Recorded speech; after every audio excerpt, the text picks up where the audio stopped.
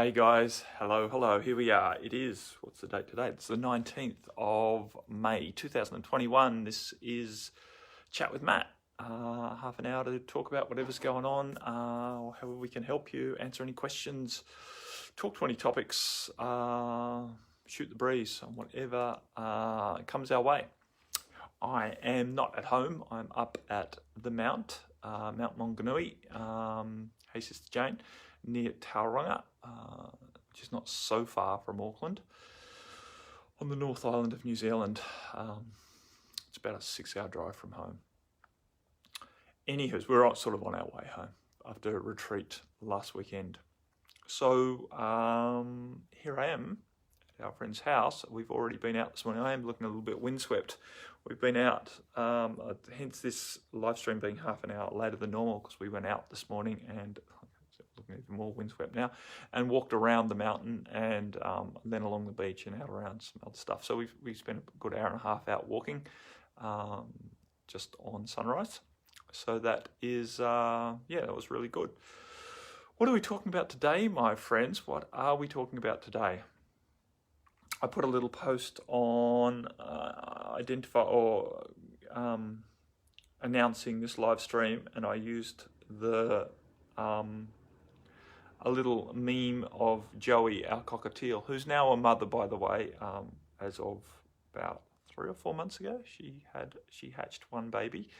So she's a very proud mum, and it's nice because Joey's, was sort of hand-fed, hand-raised, and is very much a people bird. It was my son's bird. Anyway, there's a photo of her climbing out of the wood basket, just her head popping up out of the wood basket. And the caption I wrote was, "What if God was not a him or a her, but a them? And you, my friend, are one of them." Someone else posted, I think it was Sylvie, put in the comments, "God is a we," which is great, right? So as of that notification, I actually got no questions or points to talk on. So I'm pretty much freeform. So if you've popped on, please feel free to write something in if there's something that you would like to know, or something that's interesting to you, or whatever, something you feel is topical. Otherwise, I'm just going to keep rambling till something comes something comes up that's pertinent. And our intention is always to be beneficial, rather than to be too clever with intellectual stuff or whatnot. So anyway, the concept that we are all an individuation of an energy that you could call God, source, universe, life, and we're all a part of that. We're all equally part of it. No one is any more God than anyone else. But the concept is to let go of this idea that God is an intelligence or a power that sits beyond us mere mortals, us humanity, us anything, right? Because just as much as humans are individuations of God, so is every other living thing. It's all part of this conglomeration we call God, source, or universe, and everything is just as much a part of that creation experiencing itself. So I can't remember what the point was. I can't remember what the point is. I think the point is to allow yourself to find a much more natural humility than this idea that we are beholden to something bigger than us, and we have to appease it to somehow have, some form of luck, or to survive, or to thrive, or to be successful, or to be happy. It's not about getting it right in the eyes of some sort of judgmental power that is controlling the world. There is no such judgment, in my opinion. There is no such judgmental power controlling the world. We are all a committee, making it up as we go along. Of course, there are aspects of us that are, more attuned to that divinity, to that more raw power than our little egoic self, but our little egoic self is still a part of that. It's just a few more steps or iterations or insular experiences away from the understanding of the collective. There's nothing wrong with that. It's not a bad thing. It is part of how we come to know ourselves as an individuation of God Source Universe, looking to help God Source Universe continually expand with more and more depth to the wisdom. So, the ego is not wrong in being insular and self-absorbed, but at the same time, you as we as individuals mature or progress along the process of knowing themselves, you have the opportunity to step out of being lost in the egoic experience, so that you can have the egoic experience as part of the broader experience, right? You recognize it, you have an awareness of what it is, and therefore you can utilize the egoic experience in more empowered ways, right? In ways that truly benefit you. Not that any experience can't benefit you, but I think you understand, right? You get it, right? So not to make it, not to lose your power to a bigger being, but at the same time, recognizing that you are just a very small part of the collective, but yet your small part is no less influential than any other small part. Jane wrote, I appreciate our place in that, but it's difficult to realize we are wise as the ultimate godness. I think you are just talking of that now. Yeah, maybe. So the ultimate godness is just the collection of all of us. So it's true that none of us, especially from our smaller self, have an easy time accessing. We don't realize. It is difficult to realize, and it is difficult to access the ultimate godness. And whether any of us really, I don't believe in human form we have the capacity to understand that ultimate godness. It is beyond the ability of the human experience to realize, actualize, truly understand and experience that ultimate of the collective of all of us. And that's not really needed either. That's not really the aim. We don't really need to try to achieve that completion, right? I've talked a lot about completion and the human complex, the human egoic complex loves the idea of completion. So we get to tick that off, and we feel the satisfaction that comes with a completion. But as the spiritual quest or the spiritual evolution, there's no real possibility for these completions, and if we can let go of needing and desiring completion and just be in acceptance and allowance and appreciation of just small steps, right? Slightly deeper awarenesses without having to be complete with the experience, knowing that there will always be more, and that's not a bad thing, right? That you can have your happiness before you have achieved everything, then life's a lot better, right? Then life can be a lot better if we allow ourselves to enjoy what is present now without having to, realize it all. Just be happy with what you can realize right now. Be happy with the experience you're having right now, and always have an appreciation that there's more to achieve, and yet there's no compulsion that you have to achieve it. It's just an opportunity. If you wish to achieve more, if you wish to experience more, if you wish to go deeper into the understanding of all there is, the experience of the magnitude of this God source universe, this ultimate godness, we can always step closer towards that, but we don't have to, right? There's no have to here. There's no, your mission here is to achieve, ultimate connection with the all that is. That's not the reason you individuated to start with. You just individuated to give the ultimate godness just one more little nuance, right? One more little avenue for experience. That's all. There's no big mission that you have to understand it all. No, no, you created all of the flora and fauna, Sister Jane. You as part of a committee. Um, so that's what God is. We are, in my opinion, we are a community, a collective, a council, if you like, with infinite number of parts. And so we've all split off and we've all had different hands in creating different aspects of different things. Um, whether it was here on Earth, I know I have spent quite a bit of time here connected to Earth. Others may have spent more time in other spaces or dimensions. All is valid, and we can cruise around, checking out all of the different things that were created by all the different beings. But over the infinite amount of time that you, Jane, the higher self that is experiencing through you, have been individuated from God's source universe, you have created many things that you now wonder at as you have the experience from the other side of the creation.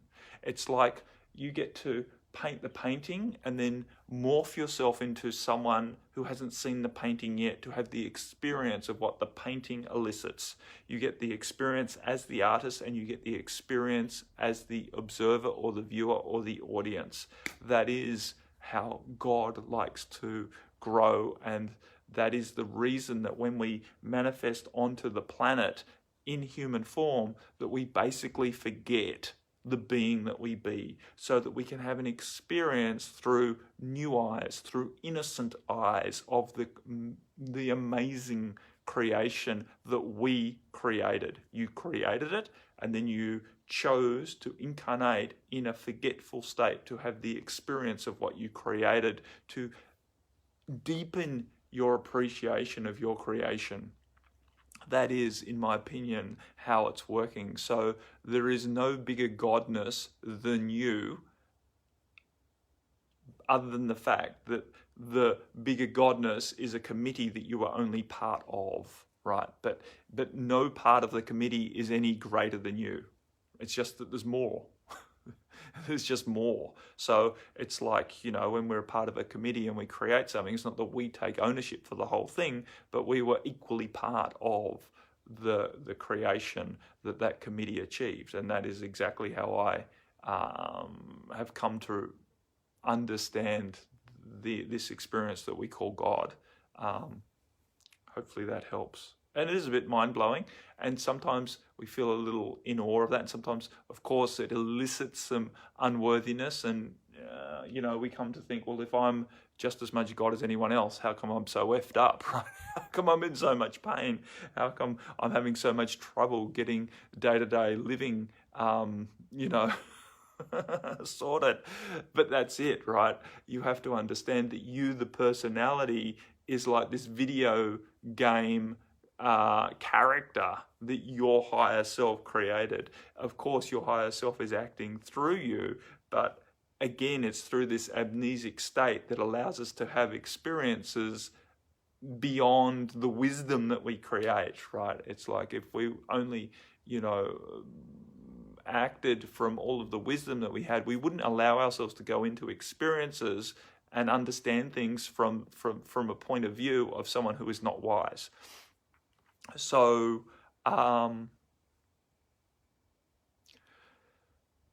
interesting. Yes, it makes me feel so basic. Yeah, I think basic's good. I think basic is good. I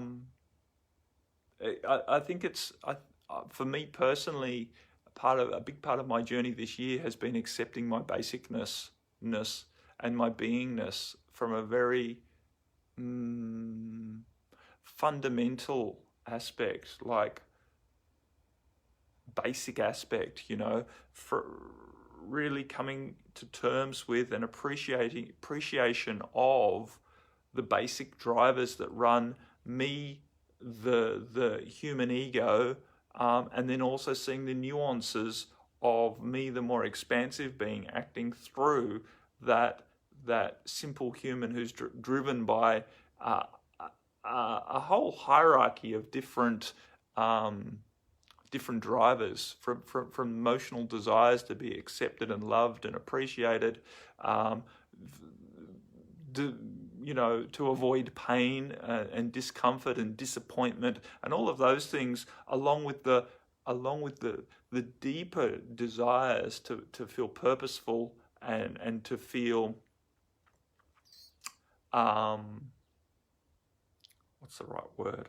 Purposeful will do, but to feel that I'm making an influence on this planet that is beneficial to both myself and to others and to the all in general, right? There's a mix of drivers that go into everyday experiences, and when we come to understand that, and when we really appreciate it, when we don't make the human stuff wrong, and yet we don't let the human stuff consume us, right? We don't make it wrong, and we don't let it be consuming, but we just recognize it for what it is. Oh, this is my human self trying to avoid some pain in this situation, or this is my human self trying to achieve appreciation or acceptance in this moment, right? Which is pretty much avoiding pain anyway, the pain of disconnect or the pain of rejection, which is a big one for us. We've been through a dark era on this planet, and rejection has been a very dangerous thing. Many of us have experienced significant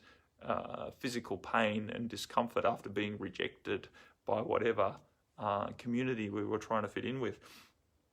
Anyway, so I think to be happy on the planet, it's about accepting all of us, and yet through the acceptance we also find a deeper state of power, empowerment, that we don't let any aspect of ourselves be more important than another aspect of ourselves. Like, we don't need to squash our little egoic self down and make it wrong in order to achieve connection with our higher self. It just never works. If we're trying to segregate ourselves or isolate ourselves or judge ourselves based on the lower aspects in order to try and find the higher aspects, it creates too much stress and disconnect.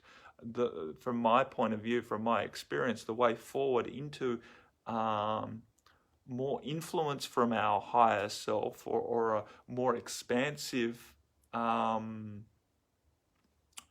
understanding or experience of the life here, the pathway forward is through acceptance, right? Accepting the wounded aspect of self, accepting the way that we, want things to go, the way we want to control the world to avoid the discomforts and the disappointments of rejection and whatnot, and various pain points, whatever our history has left us with, these wounds and whatnot. We have to accept that all of that is present, and we can't just sort of override it. We have to work our way through it, but at the same time, we don't need to heal any of that before we can have our happiness. We can have our happiness right now through the process of accepting the complexity of the mess that we find ourselves, the entanglements that we find ourselves in. We don't need to let those entanglements rule the roost, but at the same time, we don't need to hide them away or heal them before we can be happy. It's this idea that happiness is available in the now moment,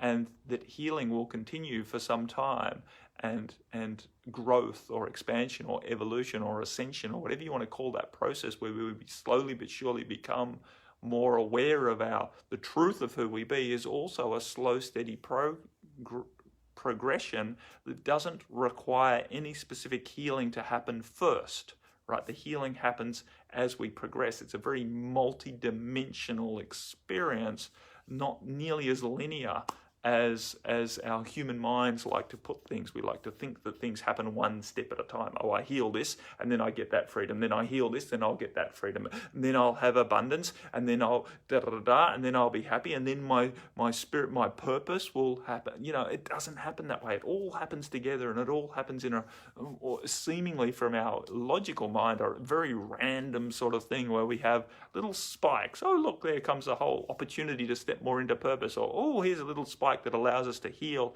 a whole heap of stuff from our past. Or, oh, here's a little spike that allows us to find deeper connection with the truth of who we be through the connection with someone else, right? Through a loving experience or a challenging experience, right? All of these things are just pipping off all over the place as opportunities arise, and there's no real logical progression there, and yet we are progressing with each experience we have. It's not a logical progression, but it's a progression nonetheless, right? Where little pieces of the puzzle are slowly but surely dropping into place, and it's not a puzzle that has to happen in any particular order. It can be built from all sides, all dimensions, in any sort of time opportunity. So this is it, and this understanding that and this letting go of an idea that there's some sort of judgmental or all-powerful God that's controlling everything. Because the problem that I see with a lot of people who have this understanding of God, or this concept of God, that it's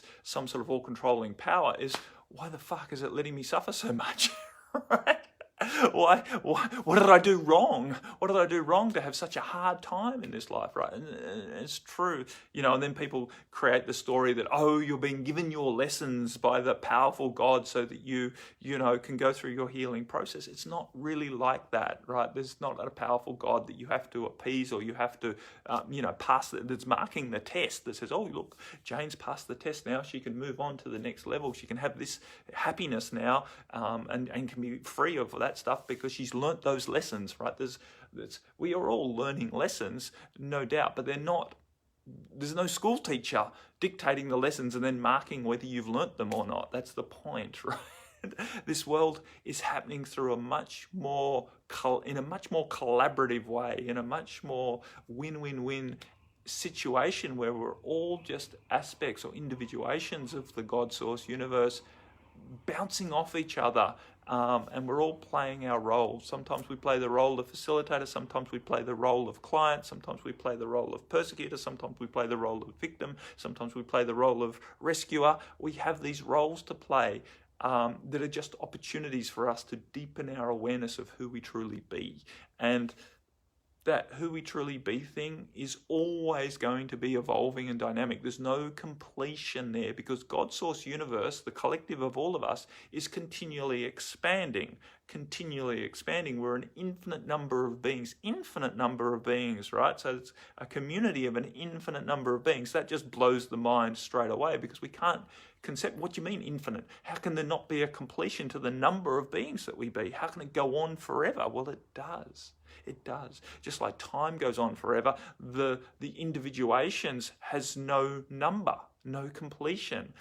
It's all part of a unity, a singularity that is divided up infinitely, and continually keeps dividing and keeps experiencing. That's just beyond our capacity to understand. Even when we're dealing with big numbers, like in biology and quantum physics and molecular biology, we talk about big numbers, 10 to the 12, 10 to the 18, big numbers that are very hard to conceptualize, because you start thinking about how many grains of sand there are on a beach. That's a big number. But when we go beyond those big numbers, like how many stars there are in the galaxy, and we start to realize there's no end. There's no completion. The number is infinite.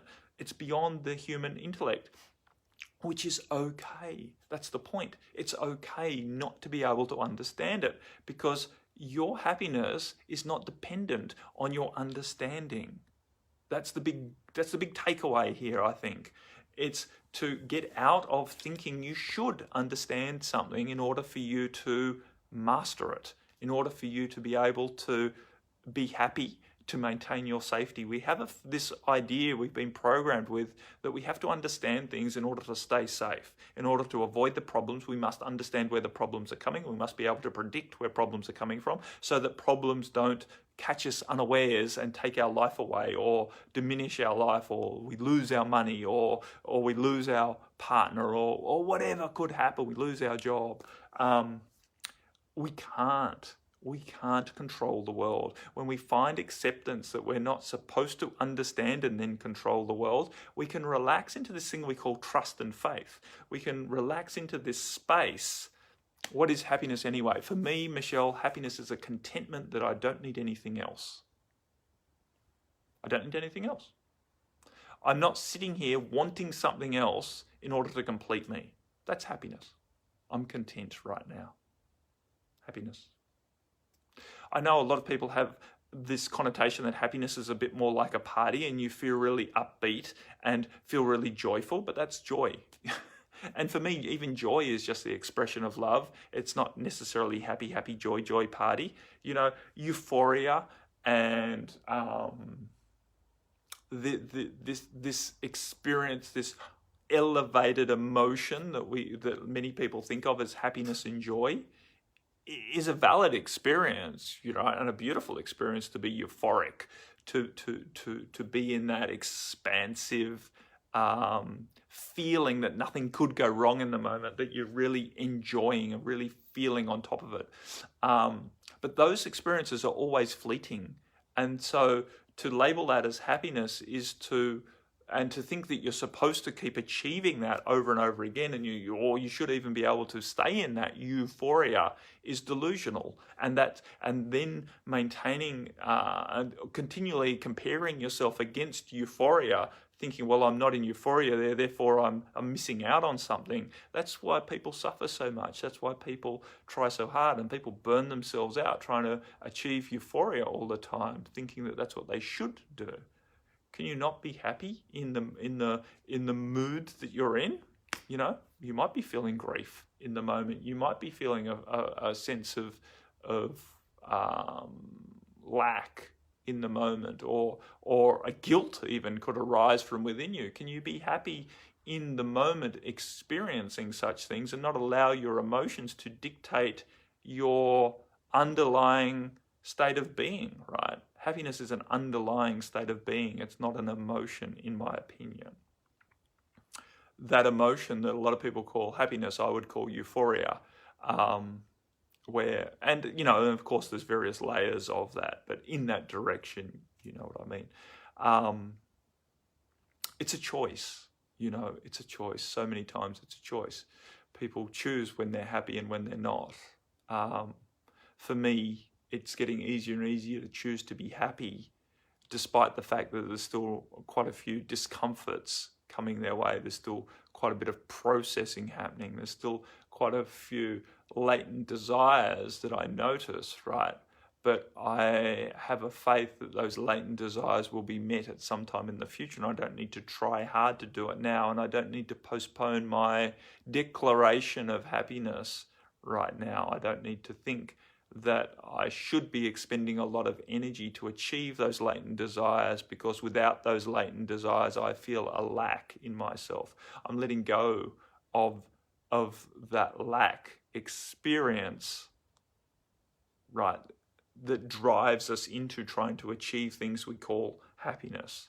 And rather choosing to align with abundance right now, understanding that my experience of right now is perfect for right now. And while there's still potential for a lot of other good things to happen, as there are potential for some rather uncomfortable things to happen, I don't need to try and control that. I can simply choose to live my life in this moment, enjoying the opportunities that are available in this moment. And thus I find a happiness in my acceptance of the process of life. So we could call happiness a contentment, but we could also call it an acceptance. Happiness is when you basically just accept that life is good as it is, even though it might be uncomfortable, or even though it might be euphoric, or it might be exciting, or it might be boring, or it might be whatever. But we trust that life is a progression of seasons and opportunities. And all of the seasons and opportunities are good, quote unquote, because they give us comparison to enjoy the highs and the lows. And we can be happy through the lows, knowing that it's giving us a reference for the highs, right? As opposed to thinking that we should always be high and that low is bad and wrong. And therefore we're not happy when we're bad or wrong or low, and we're only happy when we're in euphoria or passion or satisfaction, another, very human experience. Simple in its complexity. Exactly. There will always be much complexity in the richness of the experience, just as it is, right? Because it's infinitely complex, and yet the attitude you can take to it is one of simplicity, that you just choose to accept. You just choose to find allowance. You just choose to breathe and relax and enjoy your process through it. Enjoy the hard times as much as you enjoy the euphoric times, or the easy times. It's our choice whether we get stressed trying to control the world or not, because that's basically what stress is, this idea that things are going wrong and that we need to fix them, as opposed to going, oh, things are happening right now that are not comfortable. Can I relax through it and allow myself to progress? Can I maintain my vision on what I would prefer instead, while still accepting that the current situation I'm having is in somehow helping me get to a more expansive state of being, right? Can I have this experience of grief right now? Can I have this experience of guilt right now? Can I have this experience of pain right now, trusting that it is allowing me to find a foundation to having a different experience in moments to come? That was quite a philosophical type discussion this morning, my friends. It wasn't particularly overly, well, maybe it was practical in some ways, but sometimes we'll talk more about the practicalities of dealing with certain things, and other times we'll go a little bit more, what's the right word? Anyway, when you're more intellectual, I don't like the term intellectual, but more contemplative, I guess.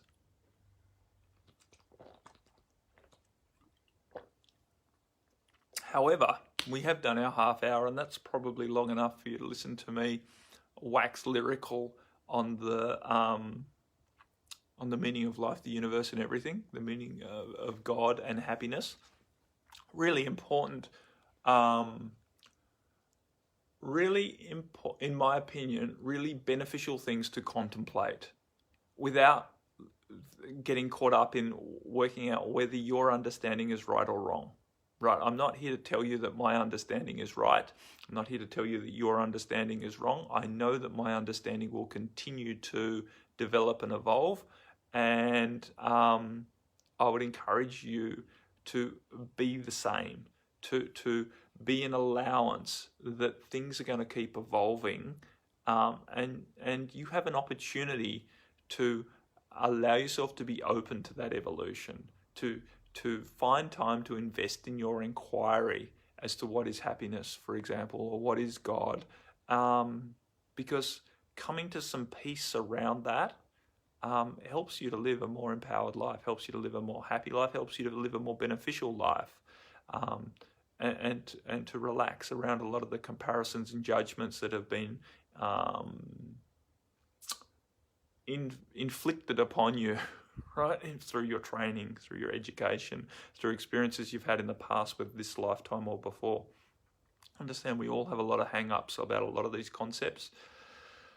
And those hang-ups, again, aren't wrong, and we don't need to fix it all before we can be happy, but just to allow ourselves to progress through the experience is beneficial, right? It's beneficial. So much love to you all. Reach out. If you want to know more, if you feel that I can help you, please reach out, and I would love to have the opportunity. Anyway, my friends, I will speak to you again same time. Or no, it'll be half an hour earlier next week. I'll be back at home, and we'll be back to our normal time. Much love. Bye for now.